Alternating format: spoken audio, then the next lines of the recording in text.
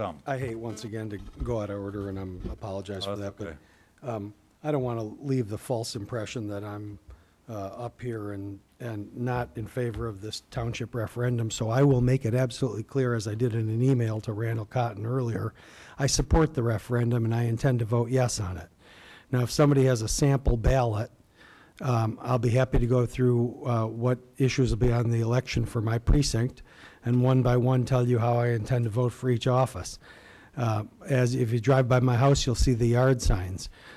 You'll see I'm splitting my vote for partisan races between some Republicans and some Democrats.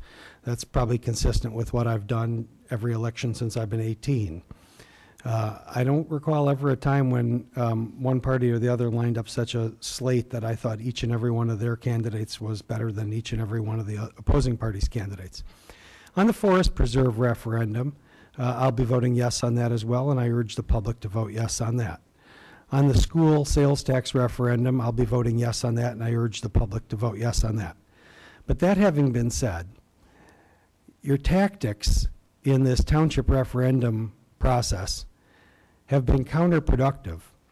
And by you, I mean you collectively, not each of you individually, but collectively.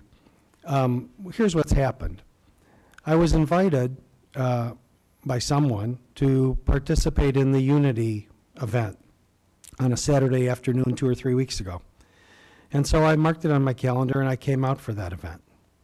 And I was one of, I think, 5 of us who showed up. I don't know, maybe the other 4 all had conflicts for all I know. But 5 of us showed up. After the fact, at the following council meeting, somebody came out of the audience to suggest we were only there because we wanted to see our faces on TV.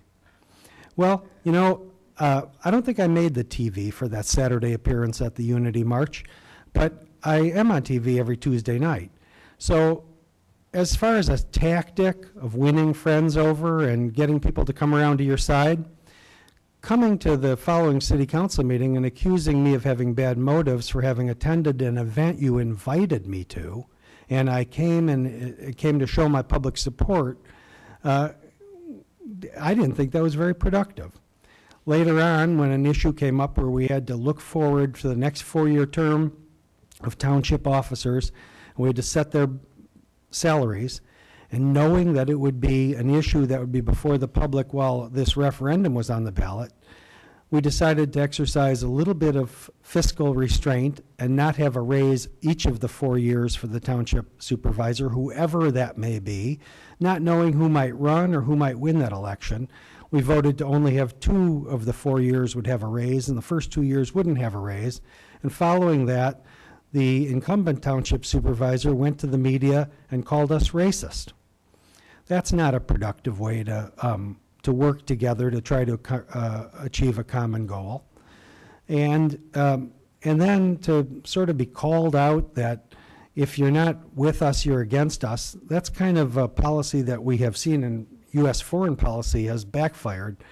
And, you know, I want to support this, and I want to publicly support it. And what's made me decide to comment publicly is I feel strongly about this.